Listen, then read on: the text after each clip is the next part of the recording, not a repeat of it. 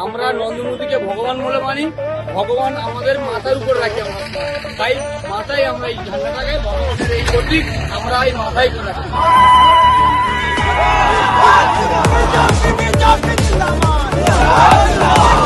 পয়লা March থেকে শুরু হয়েছে এই পরিবর্তন যাত্রা, প্রতিদিন পাচ্ছে নতুন মাত্রা।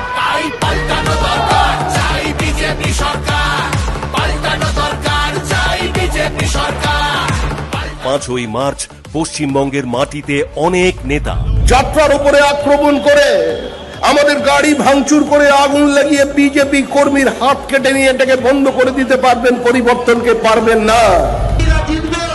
নাকি যারা ধর্মনিরপেক্ষ, প্রকৃত ধর্মনিরপেক্ষতায় বিশ্বাস করে, সেই ভারতীয় জনতা পার্টির রাম রাজত্ব এখানে প্রতিষ্ঠা হবে, এই ভোট আপনাদেরকে ঠিক করবে। পাল্টানো দরকার, চাই বিজেপি সরকার। পাল্টানো দরকার, চাই বিজেপি সরকার। মা বোনেদের আমাদের মহিলা মুখ্যমন্ত্রী হয়ে সন্ধ্যাবেলা বার হতে বারণ করছে, এটা আমাদের সব থেকে বড় লজ্জা।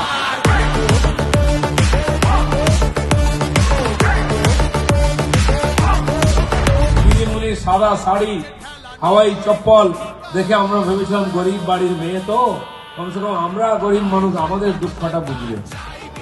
শুধু দেখলাম সব ঘুরে বাড়ি।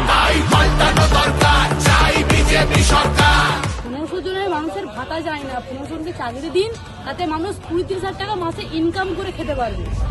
এই লড়াই চোখে চোখ রেখে লড়াই করবো এবং আগামী দিনে আমরা এই ভারতীয় জনতা পার্টির সরকার আমরা তৈরি করবো।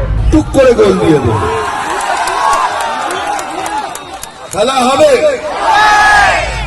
এত মিথ্যে কথার পাঁচালি, জোর গলাতে চেঁচালি, শুকনো গাছে জল ঢেলে ভাই ফুল ফোটাতে কোন মালি, রানী আছে তাই পাল্টানো দরকার, চাই বিজেপি সরকার।